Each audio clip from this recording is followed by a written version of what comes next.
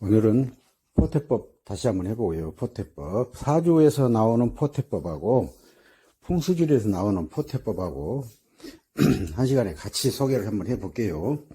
이 사주는 을사년 뱀띠잖아요. 을사년 뱀띠 김묘월 토끼달이네요. 토끼달은 봄의 극치잖아요. 봄이 가장 극성할 때다. 이모일 말시네요. 말시. 그 다음에 말일. 그 다음에 무신시 원숭이 시. 그래서 연, 월, 일, 시. 그래서 기둥이 4개니까 사주라고 했죠. 그래서 연은 조상을 나타내고, 월은 부모를 나타내고, 일은 부부를 나타내고, 시는 자녀를 나타낸다. 그렇게 보기도 한다 그 말이에요. 단식 판단할 때는 그래요. 그런데 부부를 나타내는 것이 일주였으니까 일주. 주인공은 육으로 올라가요. 천간으로. 그래서 이 사주의 주인공은 검정색 임수의 기운이다. 임수의 기운. 임수는 각골문자에서 설명드렸다시피 이것은 지금 하늘로 올라가는 기운이 있고 내려가는 기운이 있고 하늘이 올라가기도 하고 내려가기도 하고 이 임자 가운데 기둥이가 화살표가 우으로 올라가 써 있기도 하고 밑으로 내려오게 써 있기도 하고 그래요. 그래서 올라가는 것은 무엇이고 내려가는 것은 무엇이냐. 올라가는 것은 수증기 것이고 내려온 것은 비하고 눈이 같잖아요.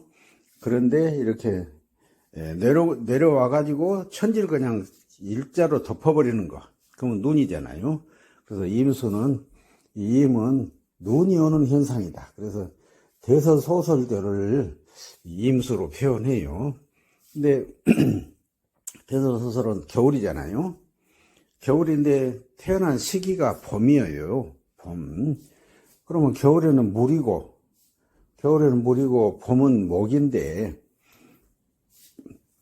목이 가장 왕성한 묘월에 태어났으니까 지금 묘월 춘분 청명절에는 나무들이 얼마나 많이 그 물을 빨아들여 버리든지 산에 가시면 나무 그 뿌리가 나오는데 나무 뿌리하고 이렇게 그 도로하고 산길하고 만난 데는 물이 새물이 흐르듯이 물이 찌긋찌긋 나오는 광경을 많이 보실 거예요. 그렇게 나무들이 물을 빨아들이는 시기다. 그래서 이 임수가 봄에 태어나가지고 기운이 너무 약하다.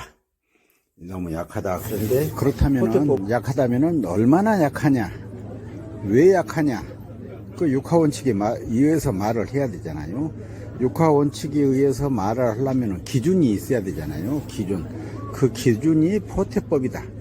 포태법에 의해서 말을 한다. 그 다음에 가장 중요한 것은 월지예요. 월. 어느 절기에 태어났냐. 절기가 중요해요. 이 임수라고 그랬잖아요. 태어난 주인공이 임수로 태어났는데 어느 절기에 태어났냐. 절기에 따라서 임수가 강해지기도 하고 약해지기도 해요. 그래서 근데 이 절기가 춘분 청명절에 태어났잖아요. 춘분 청명절에 봄이 가장 왕성한 시기에 임수는 겨울이잖아요. 겨울이고 봄은 겨울의 자녀고 자녀가 가장 왕성한 시기. 우리도 지금 이렇게 보면은 내 자식이 가장 잘 나가고 이렇게 자녀가 왕성한 시기는 부모는 거의 죽음 직전이잖아요. 이렇다면 세대 교체 이런 식으로 봤을 때 그런 시기다. 그래서 임수가 그러면 구체적으로 포태법을 적용해 보시게요. 일주가 임수였으니까 임은 눈이 내리는 현상이라고 했잖아요. 눈이 내리는 현상이다. 그래서 겨울 시작처인 해월에 입동절 해월부터 눈이 내린다. 입동 소설 대설 그러잖아요. 그래서 임은 해월에 눈이 내리는 현상이니까 임록은 해라고 그런다. 그건 손바닥에서 수장도로 가보시게요. 임록은 해였으니까 해는 겨울 시작이잖아요. 겨울 시작 반대는 여름 시작이네요. 그래서 사해충, 그러니까 사에서 절을 먹은다. 사에서 절, 사에서 절, 오에서 태, 미에서 양, 신에서 생, 유에서 욕, 또 술에서 대, 관대, 해에서 임관, 자에서 왕성, 축에서 세태, 인에서 병, 묘에서 사에 해당되네요. 병들고 죽고. 그래서 사에서, 묘월에 죽는다. 이 임수가 묘월에 죽어버렸어요. 묘월에 죽었는데, 묘월에 죽는 시기인데, 임수가 죽는 시기에 태어났는데 무슨 힘이 있겠냐. 절기가 가장 중요한데, 그래서 임수는 묘월에 죽었다. 그러면은 이모일주잖아요. 이모일주니까. 그래서 묘 밑에 보면은 사라고 써졌어요. 묘 밑에 임수는 묘월에서 사 죽어버렸다. 그러면 오 밑에 보면은 뭐라고 써졌죠? 절태인데, 절태. 태란 이야기는 입태가 되었다는 이야기거든요. 임수가 5월에 입태가 되었다. 사에서 절, 5에서 태 그러잖아요. 입태가 되었다. 그 다음에 입태가 된 임수가 무슨 힘이 있겠어요? 그 다음에 또 연주를 보면은 거기도 사잖아요. 사 밑에가 절이라고 써졌어요. 그래서 이 연, 월, 일까지 보면은 임수를 도와주는 기운은 하나도 없다. 그런데 다행히 시에서 신시에 태어났네요. 신시에 태어났다. 그러면 임수가 해에서 임은 눈이 내려오는 현상이라고 했으니까, 눈이 내린 것은 입동절에 내린다. 입동소설, 해설, 그러니까. 그래서 임록은 해라고 했잖아요. 그래서 해 반대는 사예요. 그래서 절, 사에서 절, 오에서 태, 미에서 양, 신에서 생. 그래서 신시에 태어난 것이 얼마나 다행인지 모른다. 그래서 신에서 출생을 했으니까 이제 조금 출생한 것이 얼마나 힘이 있어요. 그러나 기대는 된다. 이렇게 사주가, 이 사주는 굉장히 약한 사주다. 그래서 도와주는 가을 기운이나 겨울 기운이 와야 된다. 그렇게 이제 판단하는 거예요. 이 사주는 이 포태법으로 약하냐 강하냐를 보고 어떤 기운이 오면은 좋냐를 판단할 때 기준이 포태법이다. 기준이 포태법. 그래서 느낌으로만 하는 것은 돌팔이에요. 그래서 포태법으로 정확히 묘월에는 사에 죽고, 5월에는 태에 해당되고, 사에서는 절에 해당되고, 이렇게 해서 약하다고 말을 해야 된다.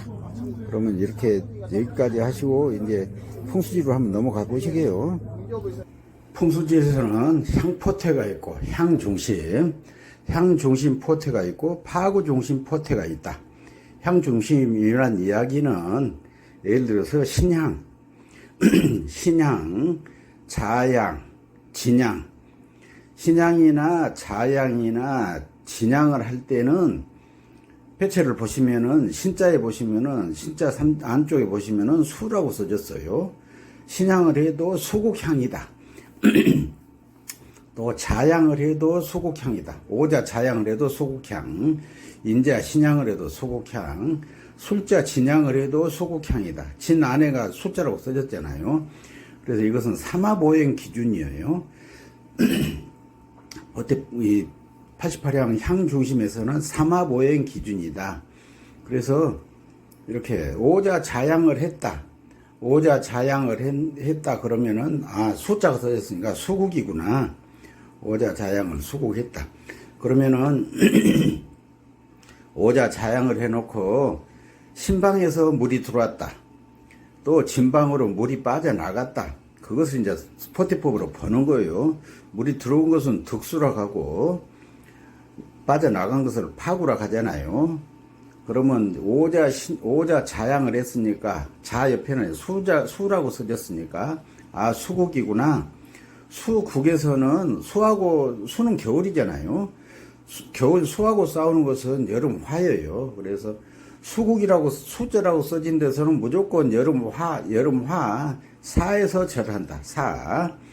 그러면 오자 자양이니까, 오자 자양했으니까 사에서 절을 해야 될 것 아닙니까? 그래서 뭐 사에서부터 절을 해서 시계 방향으로 사에서 절, 오에서 태, 미에서 양, 신에서 생. 그러면 생득이네. 생방에서 물이 들어오네. 또 유에서 욕, 목욕, 솔에서 관대, 해에서 임관, 자에서 왕성. 그러면은 수국에 왕향을 해놓고 생득이 했네. 그렇게 표현한다. 그 다음에 축에서는 새, 인에서는 변, 묘에서는 사, 진에서는 묘에 들어가네요. 그러면은 수국에 왕양을 해놓고 생득 묘파가 됐네. 그렇게 표현한다. 수국의 왕양, 생득 묘파. 그러면 이제 생득이 되면 어떻게 무슨 좋은 일이 있냐? 안 좋은 일이 무엇이고 좋은 일이 무엇이냐? 묘파가 되면은 좋은 일이 무엇이고 안 좋은 일이 무엇이냐? 그것을 보고 싶으면은 노인복지센터 거기 들어와서 보시면은 금방 알 수 있어요.